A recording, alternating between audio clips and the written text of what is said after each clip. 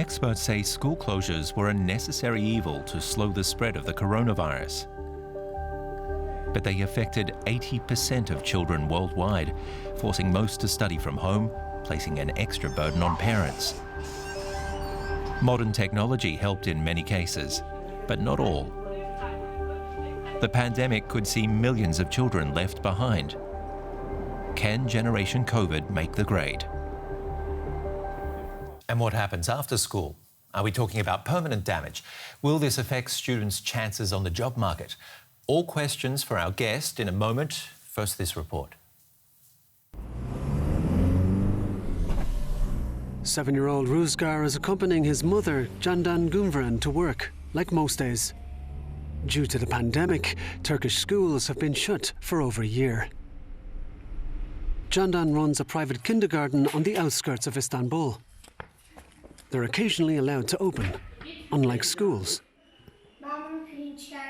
Her son attended school for 6 months before authorities ordered all schools closed.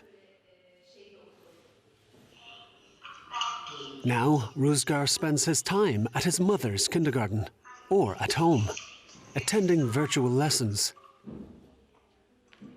Something the second grader doesn't enjoy. I preferred math classes in school.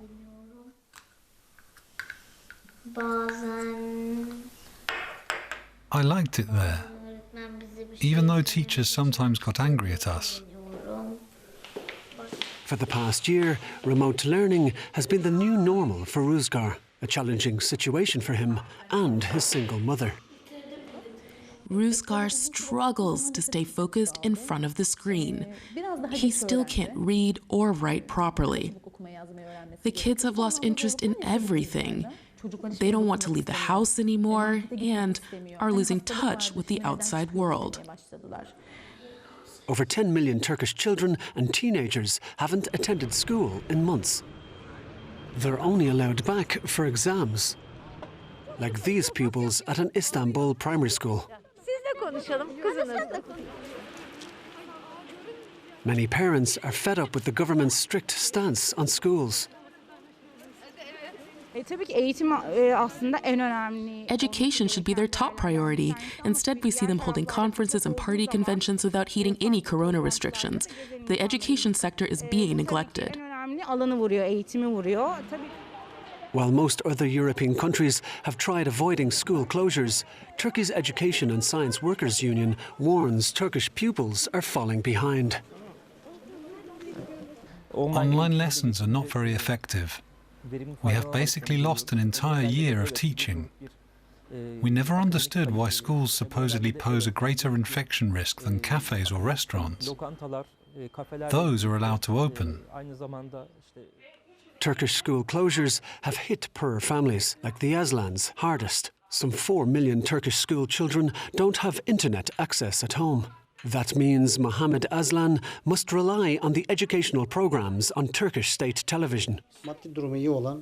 People with money can send their children to private schools and pay tutors to help their children catch up. We can't afford that. Our children have to resort to educational television shows. Wealthier parents like Candan Günveren are finding Turkey's economic situation increasingly difficult too. Candan says more and more parents are taking their youngest out of her kindergarten. If the trend continues, she may go out of business. But matters are even worse for Turkey's school children. They are the ones paying the highest price in this pandemic. Wim van Lancker is Assistant Professor of Social Policy at the Belgian University KU Leuven. So can we expect all these children just to catch up once the pandemic's really over, or are we looking at long-term effects, for example, job prospects? Well, I have to say, I'm afraid we are looking really at these long-term effects in terms of educational attainment, in terms of job prospects. And if we don't try to mitigate the impact of these school closures on the most vulnerable children and students, I'm afraid we'll be jeopardizing their future. It's kind of well known that educational attainment, and in particular your higher education attainment, is really important for your later job prospects. And so if those children don't have this higher education attainment, they will have trouble finding decent jobs later on in their life, and this might reinforce this cycle of inequality that we're witnessing. Just how many children are we actually talking about? How many schools were closed during the pandemic? Well, at the peak of the first wave in April 2020, we've been talking about 1.5 billion children worldwide who have been affected by these school closures. But even today, after a second wave and sometimes a third wave, at the global scale, we still see that over 200 million children are affected and that their schooling experience, their learning has been interrupted.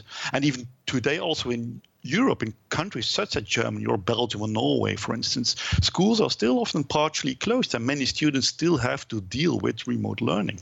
So it affects a lot of children on a global scale, absolutely.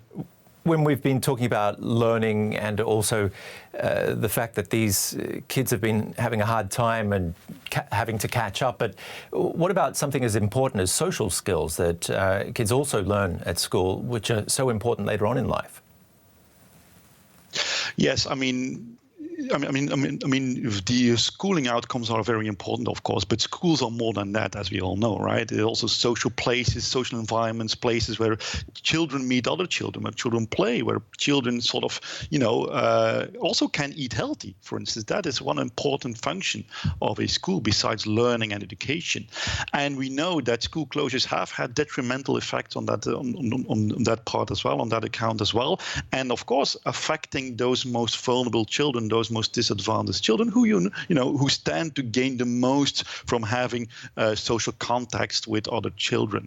So this is absolutely a problem as well, besides the learning outcome issue. So give me some solutions. What are we going to do about this? Can we change the situation? Well, I think one of the key lessons that we learned is if we switch to remote learning, learning needs to continue. I mean, I'm absolutely convinced that digital technologies offer a lot of opportunities, but most schools and teachers were not really equipped with the knowledge and the right tools to offer high quality remote teaching.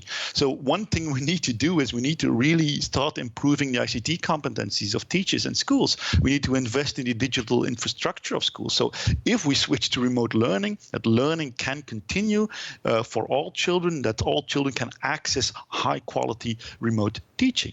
But of course, we know that many children grow up in disadvantaged families, for instance, in environments which are detrimental for learning. If you have to follow online courses with 5 children in one room, for instance, it's impossible to learn properly. So we need to make sure that remote learning, is sort of adjusted to the situation of the most disadvantaged children. One simple example can be if we give assignments to children, for instance, in a remote teaching environment, make sure that it is possible, it is feasible for these children to make their assignments on paper. That's one very simple solution that we can implement.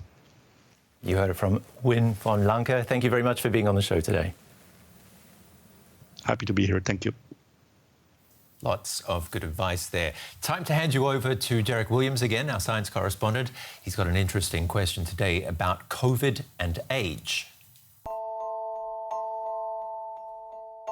How has the average age of patients and the severity of COVID-19 changed since the beginning of the pandemic?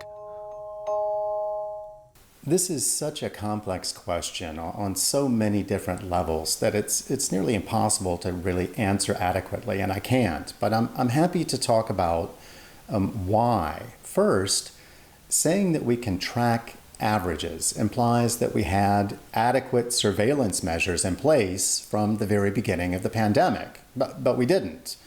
It took months to get large-scale testing up and running, even in the industrialized world. So the statistics from the early days in particular about how many people of what age actually had the disease and how badly, they have to be taken not just with a grain of salt, but with a whole handful of it. And in many countries, those statistics still do. Then there are a host of other slippery variables. For example, that doctors have gotten a lot better at treating COVID-19 as the pandemic progressed, and they gained experience with those treatments.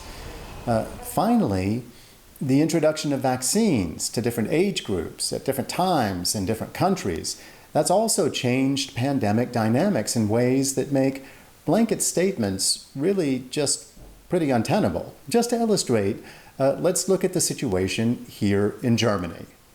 One thing we know for sure is that the older you get, the more dangerous and potentially deadly contracting COVID-19 becomes. That hasn't changed. What has changed here is that as the vaccine drive progresses, an increasing number of high-risk people, so those over the age of 50, they're protected by vaccine-induced immunity. In the most recent wave in Germany, which is hopefully the last, a lot of doctors anecdotally reported that they believed the average age of patients in intensive care had dropped pretty dramatically compared to earlier waves. But the actual statistics are kind of hard to interpret. One complicating factor, for instance, is that if a younger person ends up in intensive care, they're a lot more likely to survive for weeks before they recover or die, occupying a bed for much longer than a more frail elderly person might. But those kinds of trends are specific to here. They can't really be applied to other countries because they depend on a wide range of factors, everything from the state of hospital infrastructure to the vaccine priorities that Germany has set for different age groups.